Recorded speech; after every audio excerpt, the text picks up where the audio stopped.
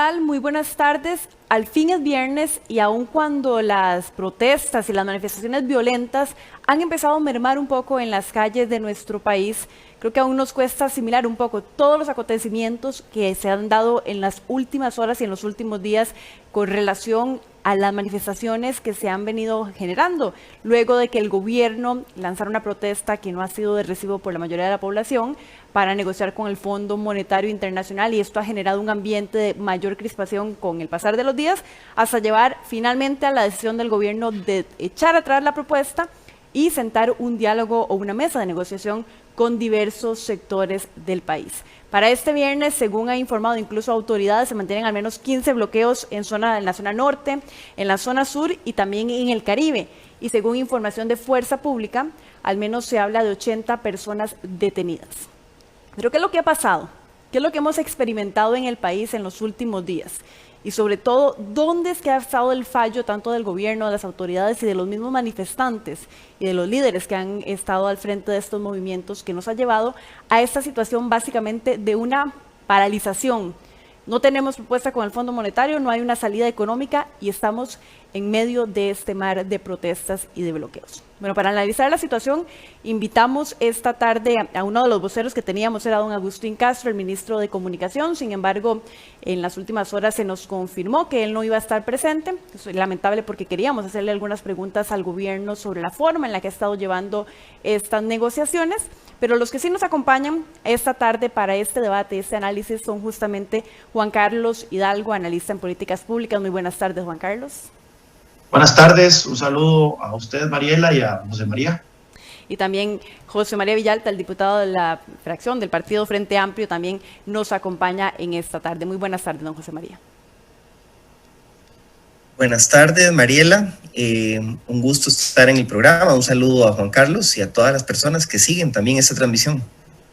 Yo hacía al inicio del programa una breve recapitulación, todo lo hemos vivido, y creo que la primera pregunta que tengo para ambos, tal vez Juan Carlos empezamos con vos, es ¿dónde estamos fallando? ¿Qué fue lo que generó que hoy vivamos en este momento incertidumbre, aún sin una salida, sin un plan y completamente varados ante una crisis inminente fiscal y también de protestas en las calles? Creo que es una combinación de impericia, soberbia, falta de autoridad por parte de inutilidad por parte del Poder Ejecutivo. Esta negociación con el Fondo Monetario Internacional se está hablando desde mayo de este año, cuando la crisis se hizo evidente, la magnitud de la pandemia se hizo evidente sobre las finanzas estatales, y sabíamos que era necesario ir a tocar las puertas a ese organismo para tener un convenio de ajuste fiscal que nos permita hacerle frente a los compromisos del próximo año fiscales sin que los agentes externos, sin que los mercados entren en pánico sobre el compromiso o la capacidad de Costa Rica de poderle hacerle frente a estas obligaciones. El gobierno tuvo que haber empezado no solo desde entonces a explicarle a la población en qué consiste un acuerdo con el Fondo Monetario Internacional, sino también empezar a contactar, empezar a tender puentes con los distintos actores políticos y sociales para explicarles cuáles eran los planes del gobierno y cuáles eran los insumos que esos actores podían dar, de tal forma que se presentase una propuesta que incorporara ajustes por todas las partes que eran necesarias desde un punto de vista político. Vimos que no, esto se manejó en el mayor de los secretismos por parte del Poder Ejecutivo, se hizo una propuesta que tomó desapercibida a propios extraños y que generó un repudio absoluto por parte de todos los partidos políticos e incluso de todos los actores sociales, empresarios, sindicatos, agricultores, cooperativistas, etc. Entonces yo creo que es una combinación de esa soberbia, impericia, y ahora lo que vemos es una falta de autoridad absoluta en donde el gobierno ha permitido que elementos criminales se hagan del control de las carreteras. Yo pasé muchos años analizando el tema de la guerra contra las drogas en México, y una de las cosas que más me preguntaban era sobre si México era un estado fallido. Yo decía que no, México tiene una institucionalidad, y es una institucionalidad que se hace sentir en la mayor parte del territorio mexicano. Sin embargo, hay partes importantes del territorio mexicano que están bajo control efectivo de los carteles, y ahí sí se puede decir que hay un estado fallido. Pues bueno, hoy en las carreteras de Costa Rica, en muchas carreteras, más de 50 bloqueos al día, hay señales de un Estado fallido, y a eso es lo que nos ha llevado la administración de Carlos Alvarado. Don José María, desde su óptica, ¿dónde es que están los fallos y qué nos ha llevado en este momento a la situación casi que de una inacción, o no sabemos en ese momento qué esperar de este movimiento de protestas por un lado y también del plan económico que le urge al país para enfrentar la crisis fiscal? Bueno, hay muchas fallas, yo coincido con muchas que señala Juan Carlos. Creo que hay una falla terrible, grandísima en gestión política. Es un gobierno que se ha mostrado incapaz de gestionar las crisis políticas y ha mostrado una terrible incapacidad. Paradójicamente, el gobierno del Partido Acción Ciudadana ha mostrado una terrible incapacidad para promover y lograr espacios de diálogo con diversos sectores de la ciudadanía. No es de ahora, lo vimos en la huelga, en la discusión del plan fiscal. Convocaban a mesas de diálogo con los trabajadores que estaban en huelga, pasaban durante horas, pero eran incapaces de gestionar, digamos, una verdadera negociación para salir de ese conflicto, y al final pues lo que hicieron fue tirar la bola para adelante esperando que la Asamblea Legislativa aprobara la ley del plan fiscal. Les funcionó en esa ocasión porque lograron una alianza con varios partidos en la Asamblea Legislativa, pero esas alianzas así forzadas, sin verdadera base social, se van agotando, se van desgastando, y es un gobierno que está cada vez más desgastado. En esta ocasión, este conflicto estaba cantado. Miren, desde que el gobierno dijo que iba a empezar negociaciones con el Fondo Monetario Internacional, se sabía que era un tema complejo. Las fracciones políticas empezamos a exigirle, bueno, díganos cuál es su hoja de ruta, cuál es su plan, cuál es su propuesta, qué le va a presentar al Fondo Monetario Internacional. Estuvimos durante semanas detrás de los personeros del gobierno pidiéndoles la propuesta, no la soltaban. Entonces, claro, uno pensaba, bueno, si la están cocinando con tanto secretismo, seguro es que por lo menos están acordándola, pactándola con sus aliados en la Asamblea Legislativa, con la fracción de Liberación, con la fracción de Restauración, para tener una propuesta con una mayoría sólida de apoyo. Ya sabíamos que no estaban haciendo el trabajo con los sectores sociales productivos del país.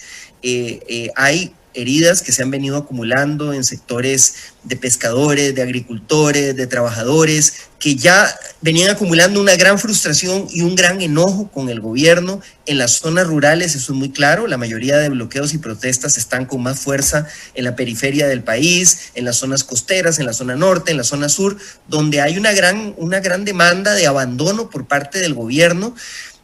Recuerden ustedes que este gobierno desperdició todo el mes de agosto con un proceso insulso, una farsa de proceso de consulta. No sé si ustedes recuerdan el buzón de sugerencias que lanzó el gobierno de Carlos Alvarado para que le den propuestas y recomendaciones de cómo manejar la negociación con el Fondo Monetario Internacional.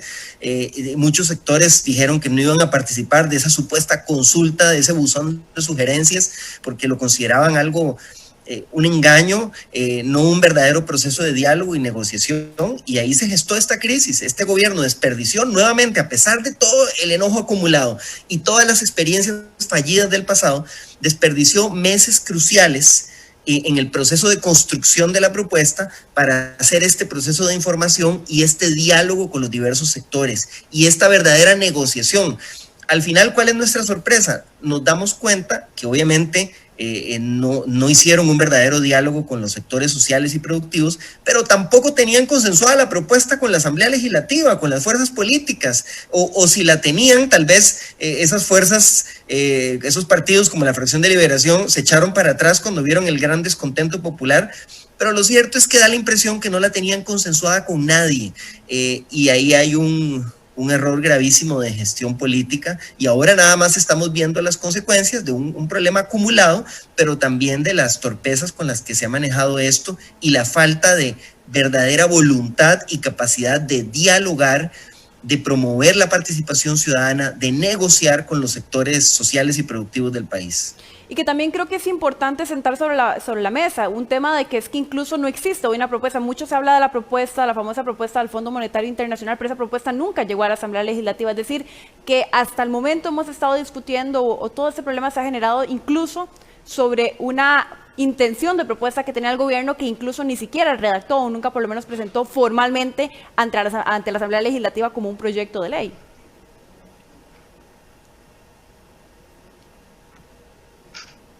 ¿Es para José María o para mí? Don José María, que veníamos hablando sobre el tema de lo que ha gestionado en la Asamblea Legislativa. Sí, efectivamente, no hay todavía ni siquiera un proyecto de ley contra el cual dirigir las baterías para, ya sea para combatirlo, para apoyarlo, para mejorarlo, para corregirlo. El gobierno lo que lanzó fue líneas generales, ideas generales. Faltaba la letra menuda de esas propuestas. Lo que pasa es que esas propuestas generaron tanto descontento o no supieron comunicarlas adecuadamente, explicarlas, y entonces se generó un rechazo masivo solo contra la idea.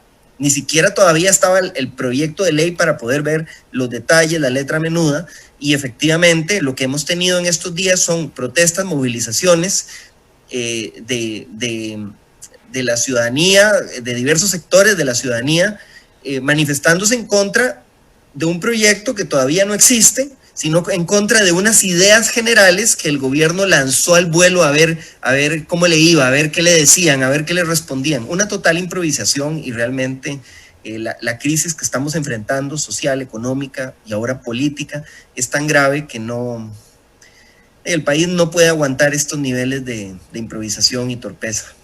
Y ahora, además, sumado a la crisis fiscal que enfrenta el país, Juan Carlos, vos mencionabas algo incluso en tus redes sociales sobre el manejo que ha hecho el gobierno en el tema de controlar estas manifestaciones ya de violencia, porque si bien conocemos el derecho de manifestarse, de protestar, lo que hemos visto en los últimos días, sin duda, ya ha rayado en la violencia, incluso en una falta, digamos, de respeto a las autoridades como tal. Hemos visto videos bastante violentos y vos hacías una observación sobre la falta de acción que ha tenido el gobierno en el manejo puntual de los bloqueos y de las manifestaciones violentas.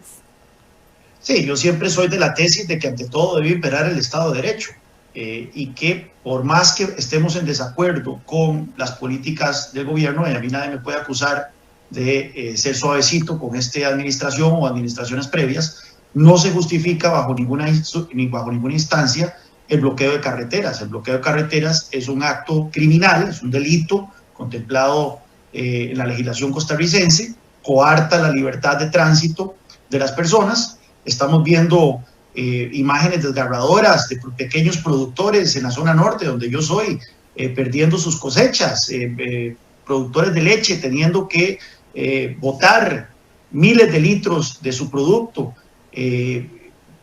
pequeños empresarios turísticos en la zona de La Fortuna, que apenas estaban sacando la nariz fuera del agua después de lo que ha sido el cierre de fronteras y ahora otra vez experimentando cancelaciones masivas. Mujeres en parto, con sangrados que no se les permite pasar. Escenas de gente cobrando 30,000 colones, 5,000 colones para que entonces dejar pasar vehículos. Y bueno, ni qué decir la brutalidad y los ataques a los que se han visto expuestos los efectivos de la fuerza pública, mujeres, hombres que han sido agredidos, han sido heridos por tratar de restablecer la libertad de tránsito y el orden. Vemos una situación caótica. Hoy me pasaron una fotografía en donde literalmente se ven 5 personas con una barrera de plástico que fácilmente puede ser levantada, bloqueando una carretera en San Carlos. Eso es inadmisible. Tenemos una falta absoluta de autoridad por parte del Poder Ejecutivo. En muchos de estos casos son 5 personas bloqueando la calle y se ve que hay 100 policías o 50 policías cerca que bien efectivamente podrían restablecer el orden y no lo hacen. Y en eso, Juan Carlos, no sé exactamente, en eso, ¿qué es lo que ha faltado? Ha faltado realmente capacidad, porque es lo que se cuestiona. Entonces, ¿le ha faltado capacidad a Fuerza Pública para tener con qué responder, o ha sido claramente una digamos, directriz de gobierno de actuar de esta forma ante los bloqueos y ante las manifestaciones? ¿Cuál es tu análisis? ¿Qué es lo que ha pasado? Parece que hay una directriz del gobierno de no utilizar la fuerza como se debe y no establecer el orden. Ha habido, sí, enfrentamientos entre la policía y algunos manifestantes, pero en muchas otras partes del lugar los bloqueos están impunes, y eso no se debe tolerar. Yo creo que si se hace una encuesta a nivel nacional, veremos que la enorme mayoría de los costarricenses condena los bloqueos y por lo tanto le exige. Ya vemos que incluso ya hay varias acciones legales, que se ha acusado al presidente por no ejercer su autoridad como jefe máximo de la fuerza pública para levantar estos estos bloqueos. Y recordemos que en el pasado, no hace como, yo creo que fue para el 2018, la Sala Constitucional condenó al Poder Ejecutivo por no garantizar la libertad de tránsito con los bloqueos que se dieron en ese año. Así que creo que es una tónica de este gobierno que lamentablemente otra vez está repitiendo, y ahora lo que vemos, según denuncias de uno de los mismos organizadores de estas manifestaciones, José Miguel Corrales, de que ya incluso el narco está detrás, el crimen organizado está detrás de muchos de estos movimientos. Don José María, su visión de cómo ha manejado el tema de los bloqueos el gobierno, porque evidentemente aquí ha habido también incluso denuncias del otro lado que señalan que oficiales también ha habido un abuso de autoridad. Incluso hay una denuncia puntual del propio alcalde de Cañas donde señala, con relación a los videos que veíamos ayer en las manifestaciones de este jueves, él señala que incluso hay un abuso de autoridad de los policías donde se ven lanzando piedras, donde se ven incluso lanzando gases a casas y viviendas. ¿Cuál es su análisis del manejo que se ha hecho y del enfrentamiento que se ha generado entre policías y ciudadanos y estos grupos? Sí, a mí me parece que efectivamente el manejo ha sido muy malo de parte del gobierno en general. Yo obviamente no justifico los actos de violencia que hemos visto en estos días, que han sido escenas muy preocupantes. Me interesa sobre todo tratar de entender qué es lo que está pasando, por qué se están dando esos niveles de violencia y de enojo, de frustración en la población. Pues sí, hemos visto escenas donde mandan a un grupo pequeñito de policías sin la capacitación básica a enfrentarse a una manifestación y se dan estos problemas.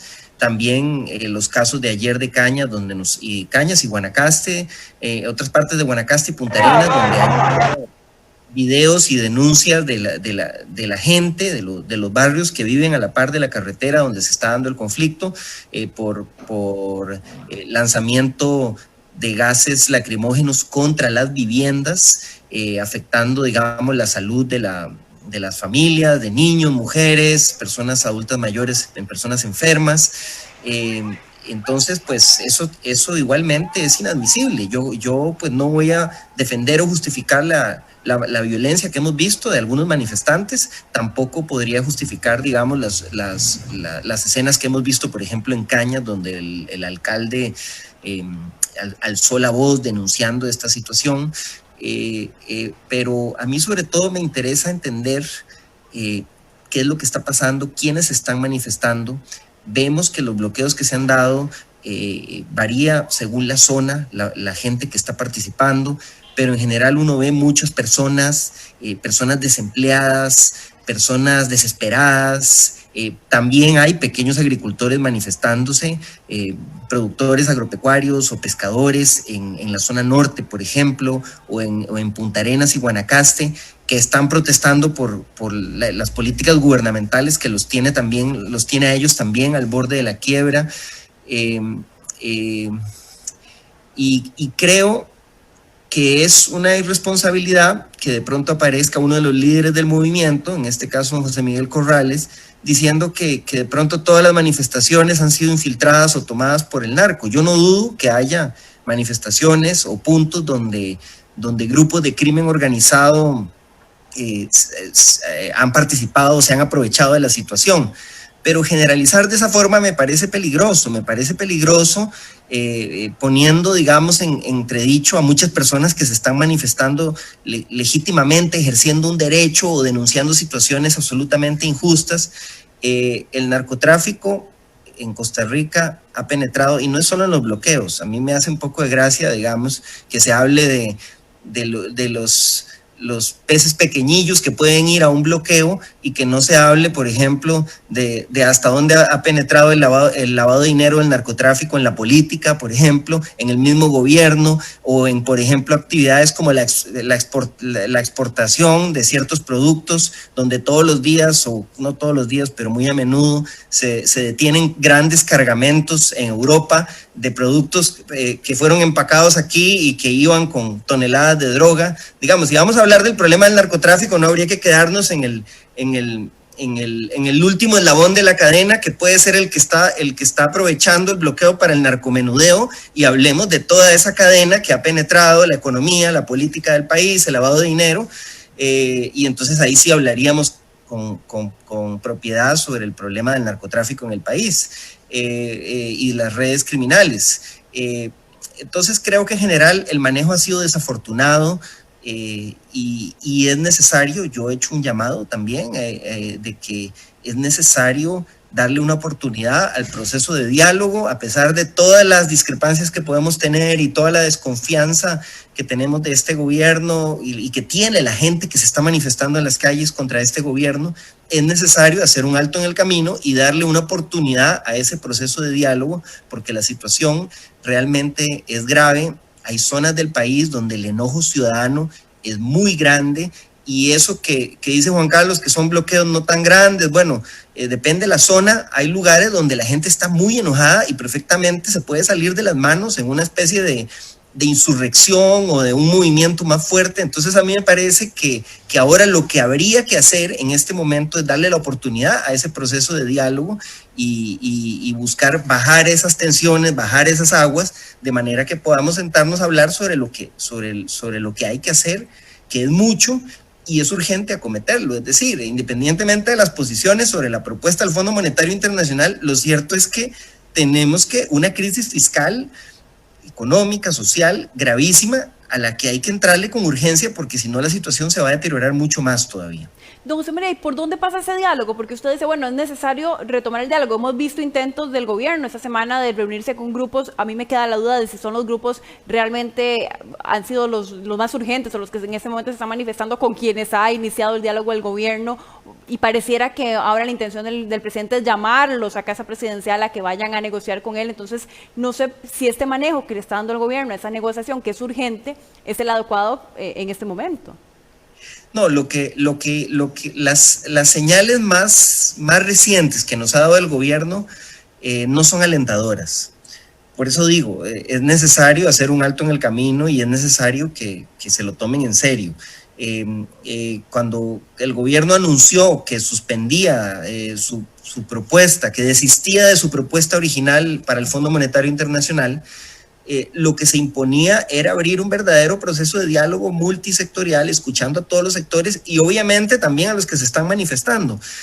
Me parece que el gobierno ha seguido perdiendo tiempo, ha seguido en estas tácticas dilatorias, estas tácticas de manejo torpe, donde convocan a un sector, algunos ni llegan a la reunión, pero con reuniones bilaterales, con sectores, con pequeños grupos, en vez de plantear un verdadero proceso de concertación, de negociación, involucrando también a la Asamblea Legislativa.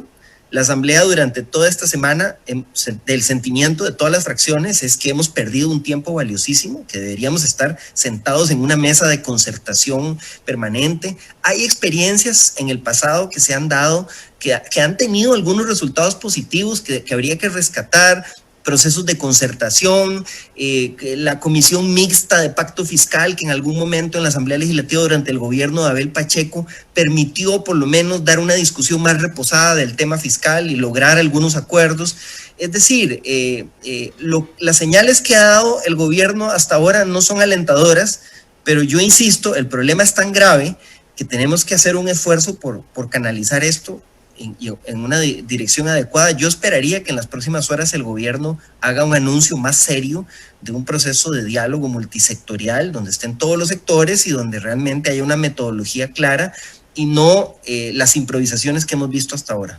Juan Carlos, en esa misma línea, ¿qué esperar de este proceso que parece que está varado de negociaciones, sobre todo con el actuar que ha tenido el gobierno hasta ahora? ¿Qué esperar realistamente hacia una resolución de ese conflicto que vive hoy el país?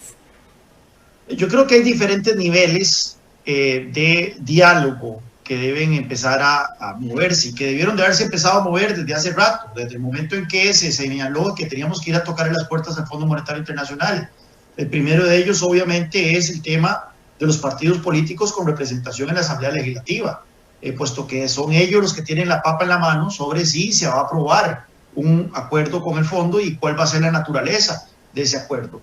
Pues bueno, yo hubiera esperado desde mayo pasado que el gobierno empezara a pelotear ideas con las fracciones legislativas sobre qué tiene viabilidad política y qué no tiene viabilidad política en materia de ajuste fiscal. Y ahora bien, ese es un proceso tremendamente complicado, como le puede dar fe don José María.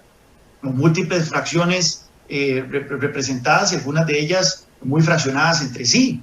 Entonces, ese es un punto. Luego viene, por supuesto, otro nivel de diálogo, que es con los sectores de la sociedad civil que tienen una representación importante y que tienen que tomarse en cuenta para este tipo de negociaciones. A ello incluiría por supuesto que las cámaras empresariales, obviamente que los sindicatos, las asociaciones solidaristas, y qué sé yo.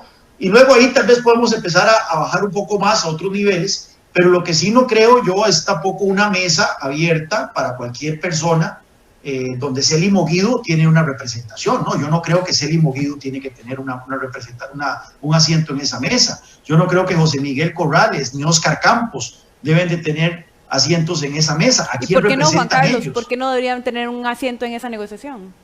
Ellos son agitadores, ellos no representan absolutamente a ningún grupo de la sociedad civil, a ningún partido político, no tienen esa representatividad que merece que el presidente les extienda una mano, más que los actos criminales que están instigando con el llamado a estos bloqueos. Por ejemplo, este movimiento estudiantil de estudiantes de secundaria debería tener un asiento en una discusión sobre una negociación con el Fondo Monetario Internacional. Por supuesto que no. Entonces, hay que tener también un poco de visión a la hora de saber con cuáles grupos se negocia y con cuáles no. Sí al diálogo con partidos políticos, diálogo con grupos de la sociedad civil que históricamente han tenido una mesa, un asiento en la mesa, nuevamente sindicatos, empresarios, solidaristas, cooperativistas, etcétera, pero ya cuando esto se empieza a abrir a todo tipo de grupos, a todo tipo de actores, cuya única representatividad o cuya única poder para estar ahí sentado es que han incurrido en actos criminales, como son bloqueos, creo que eso no debe ser así, y más bien es ahí donde la autoridad del gobierno tiene que hacerse sentir. Don José María, ¿usted coincide que, por ejemplo, bueno, ya José Miguel dijo retiren los bloqueos y parece que está un poco más retirado, pero por ejemplo Celi Moguido, que se mantiene como líder, ¿usted coincide con el criterio de Juan Carlos de que él no debería estar sentado en esa mesa de negociación, aun cuando él incluso ha pedido y ha ido más allá de que él se opone por completo a la negociación con el Fondo Monetario Internacional y que es parte de su agenda, digamos, de negociación? No, yo en ese tema no coincido con Juan Carlos. Me parece que el país está enfrentando, y es una de las razones del malestar ciudadano, una crisis de representatividad, una crisis de los criterios tradicionales de representación que hemos aplicado. Mucha gente no se siente representada ni por los partidos políticos o sus representantes en la asamblea, ni por las organizaciones tradicionales. Y entonces me parece que hay que ser flexibles, hay que ser creativos, hay que escuchar. Yo no plantearía una negociación estratificada como lo plantea Juan Carlos. Me parece que ha sido un error en el pasado que el gobierno se va a negociar por un lado con la Asamblea Legislativa y por otro lado con los sectores, y a los diputados nos dice una cosa, a los sectores les dice otra, a los sectores les dice, mira, me parece muy bien, pero no podemos hacer eso porque no tenemos los votos en la Asamblea, y entonces usa a su beneficio esa separación, digamos. A mí me parece que el proceso de diálogo multisectorial, por la urgencia, por la complejidad de los temas, en la misma mesa tenemos que estar las fracciones legislativas y los sectores sociales, y yo no sería tan tajante de excluir a priori a personas que tal vez no tengan una representación institucional, formal, pero si de alguna manera puede provocar que la gente que se está manifestando, que mucha no pertenece a ninguna organización, se sienta más representada. Creo que hay que ser creativos, y yo no lo plantearía de esa forma así tan tajante de excluirlos. Adelante, Juan Carlos. Sí, es que nuevamente la capacidad de estos grupos de sentarse en la mesa es por vías de hecho, vías de fuerza. O sea, ¿por qué el movimiento estudiantil de estudiantes de secundaria llega a sentarse en esa mesa?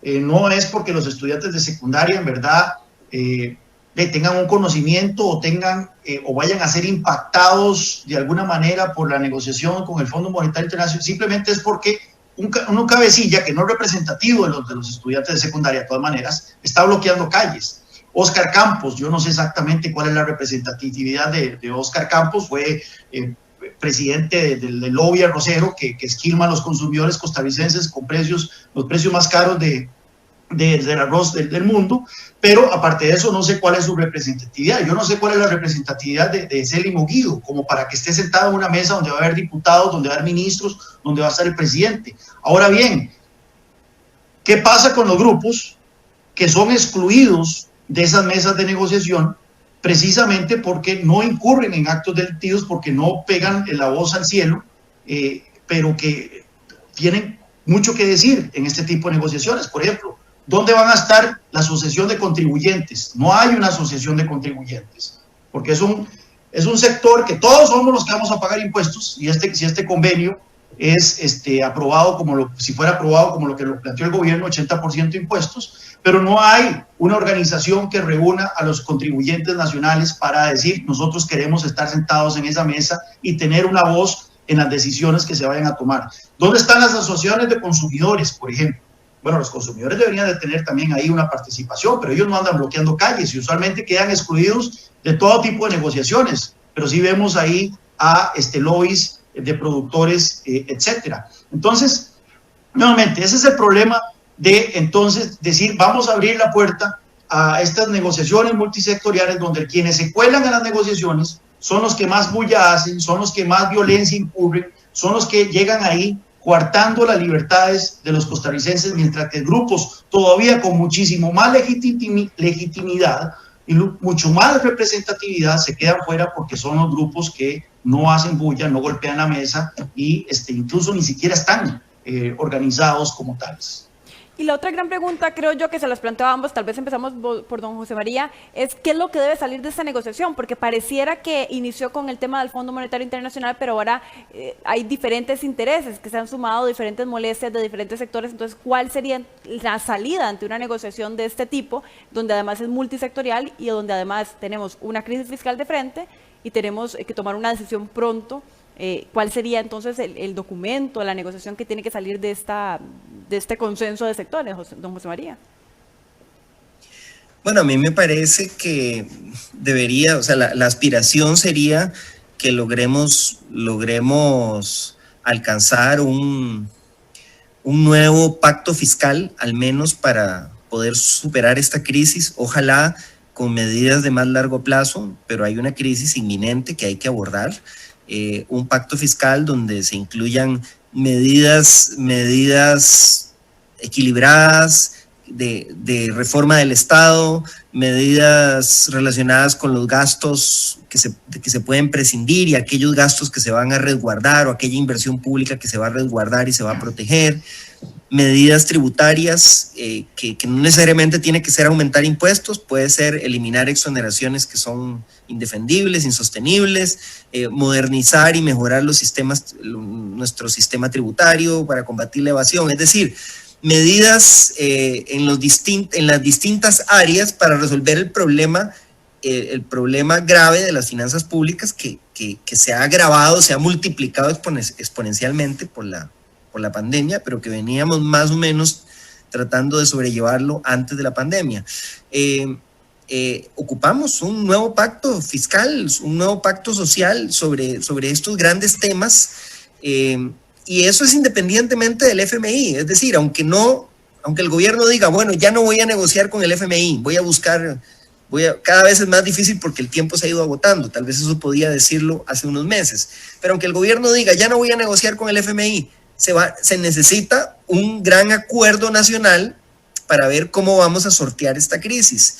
Obviamente hay algunos que quieren más reducción del Estado, venta de activos, despido de trabajadores, otros que planteamos que el problema no está ahí, que lo que hay que hacer es abordar integralmente también el tema de los ingresos y la evasión fiscal. Bueno, hay todo un abanico de propuestas, de posiciones, pero está claro que para sortear esta crisis vamos a tener que hacer un esfuerzo por acercar esas posiciones y ver y construir ese gran acuerdo. Y obviamente puede ser un acuerdo de las fuerzas políticas, pero tendría mucho más fuerza social si es un acuerdo construido con los distintos sectores sociales y productivos. Y pues no se va a lograr una unanimidad, que todo el mundo esté feliz y contento, pero el problema es tan grave y la crisis social que está detrás da señales muy preocupantes que hay que hacer un esfuerzo por ese acercarnos a ese nuevo pacto social o pacto fiscal. Juan Carlos. Sí, yo estoy de acuerdo con don José María en el sentido de que es deseable ese gran acuerdo nacional. Yo siempre he sido un gran admirador del ejemplo de Irlanda. En Irlanda, ese país enfrentando una tremenda crisis fiscal allá en 1986-87, incluso a las puertas de tener que ir a tocar las puertas, la redundancia, al Fondo Monetario Internacional. Hubo un gran acuerdo nacional en donde se sentaron los partidos políticos, los empresarios y los sindicatos y dijeron, bueno, aquí tenemos que hacer ajustes estructurales significativos para poder enderezar el rumbo de las finanzas estatales y poder darle un giro de 180 grados a la situación económica del país, que en ese momento era muy precaria. Y lo hicieron. Los sindicatos entendieron de que ellos necesitaban un sector privado robusto para poder que ese sector privado genere los recursos fiscales con los cuales mantener el Estado. Los políticos entendieron que no se podía seguir metiéndole impuestos a la población y a los empresarios. Los sindicatos obtuvieron garantías de que sus salarios, de que sus ingresos no iban a verse mermados vía inflación, que era una de las posibilidades en ese entonces. En fin, todos los actores salieron con ciertas garantías mínimas de que si el país iba en una dirección de consolidación de las finanzas estatales, la economía iba a estar mejor y todos iban a estar mejor. Entonces yo estoy de acuerdo en principio con eso. Ahora bien, tenemos que tener claro nuevamente que tampoco podemos esperar a que todo el mundo esté de acuerdo. Ese sería el ideal, ese consenso nacional sería el ideal, pero tampoco aquí podemos esperarnos a que Célimo Guido y a que Óscar Campos nos den su visto bueno para poder proceder con un acuerdo con el Fondo Monetario Internacional, que es a todas luces deseable, ¿verdad? Porque si no tenemos un acuerdo con el Fondo Monetario Internacional, el ajuste fiscal que necesitamos, que ya veo que don José María y yo estamos de claro de que necesitamos un ajuste fiscal, la pregunta es qué tipo, pero el ajuste fiscal tendría que ser todavía mucho más brusco de lo que si no fuera con el Fondo Monetario Internacional. Entonces, si vamos a ir a esa negociación, lo ideal es que lograr el mayor nivel de consenso, pero tampoco nos quedemos esperándonos a que haya unanimidad de todos los actores políticos y sociales, porque eso no tenemos tiempo para eso y tampoco podemos darle un poder de veto a grupos que incurren y amenazan con incurrir en violencia.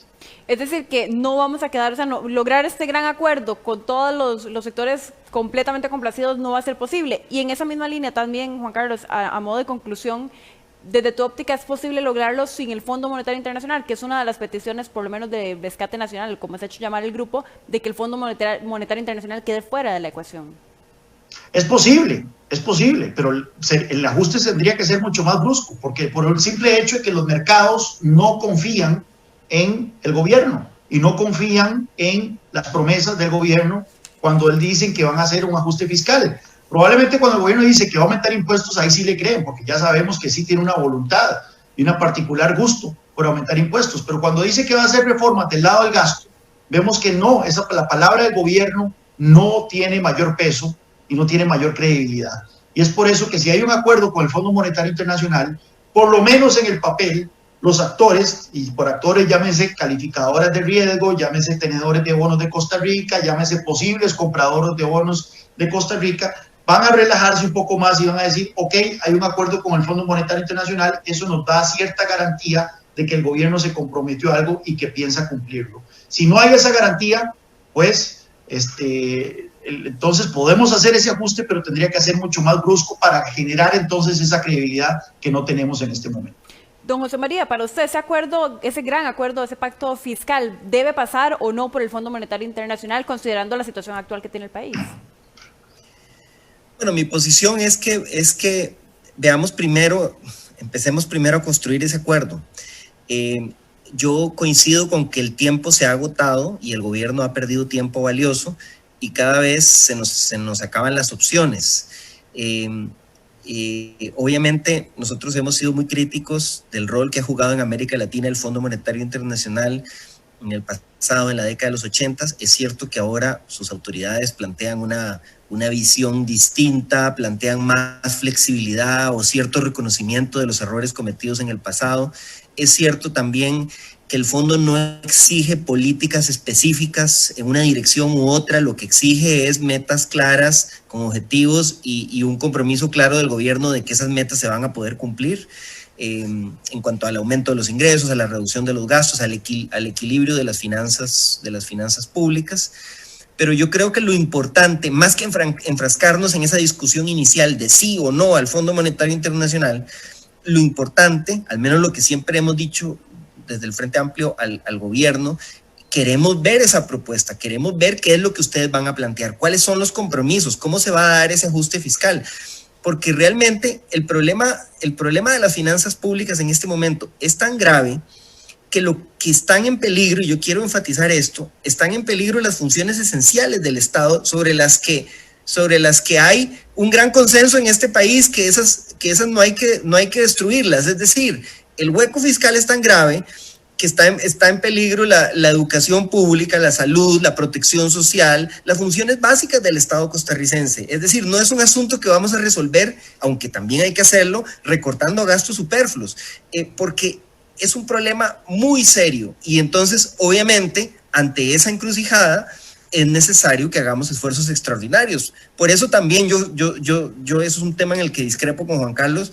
Sí creo, por ejemplo, que los estudiantes tienen mucho que decir en una discusión de este tipo, porque está en peligro la educación pública, los avances que hemos ido logrando en democratización, en cobertura, porque tendría que darse un ajuste muy fuerte, muy violento, si no se logra frenar este desbalance que tenemos en las finanzas públicas. Y ese ajuste golpearía de forma severa la salud y la educación, por ejemplo, que son servicios esenciales que yo creo que nadie en Costa Rica, o casi nadie en Costa Rica, plantea que hay que debilitarlos. Entonces, realmente es una situación donde yo, en vez de enfrascarme en la discusión sí o no al fondo, creo que hay que entrar a ver qué es lo que se le plantearía al fondo y cuál sería, si no, la alternativa. Y creo que tenemos que hacer un esfuerzo todos los actores por deponer esas barreras de entrada y concentrarnos, digamos, en el contenido, en la sustancia de lo que es urgente, que es ese gran acuerdo nacional. Nada más, entonces, en caso de que surgiera, Frente Amplio podría analizar el hecho de que pase por el Fondo Monetario Internacional. No lo descarta de momento. Es que lo que es indispensable para nosotros es ver cuáles serían las medidas a las que el gobierno se va a comprometer. ¿Cuál sería la propuesta? No descartamos ningún escenario de entrada. A mí no me gusta, no es mi escenario favorito la negociación con el Fondo Monetario Internacional. También es cierto que hay países en América Latina que han logrado salir de esa negociación. Recientemente hemos seguido con mucha atención el caso de Argentina, por ejemplo. Salir de esa negociación con una impronta o un derrotero distinto a lo que pasó en los años 80. Bueno, no creo que el enfoque correcto sea cerrarnos de entrada, decir sí o no al fondo, sin entrar a discutir la sustancia de lo que se va a pactar y la propuesta que vamos a hacer para ajustar las finanzas públicas. Bueno, nada más a modo de conclusión, yo les agradezco muchísimo a ambos. Al menos hay 2 puntos de coincidencia en esa conversación, que lo que requerimos es un gran ajuste fiscal al tema de las finanzas públicas. Por ahí pasa el acuerdo que estamos tratando de consensuar y que de momento pareciera que no hay claridad del gobierno en cómo se están llevando a cabo estas negociaciones, y que ahí es de pronto donde no hay muy buenas luces si vamos a salir o no de ese punto, digamos, de inacción de momento en el tema de los bloqueos y la protesta en las calles. Yo les agradezco muchísimo a ambos y también a las personas que nos acompañaron en este programa de En Profundidad. De momento nos mantenemos a la expectativa. Pareciera que al menos la violencia y las protestas en calle han mermado un poco. Igual vamos a mantenernos informados a través de teletica.com de cualquier acontecimiento de las últimas horas, pero de momento por lo menos se manejaba el dato de unos 15 bloqueos que son los que se mantienen activos a la fecha y se mantienen en la zona norte, sobre todo en la zona sur y también en el sector del Caribe. Muchísimas gracias por acompañarnos en un programa más de En Profundidad y nos vemos de hoy en 8 también a las 4 de la tarde. Que tengan un muy feliz fin de semana.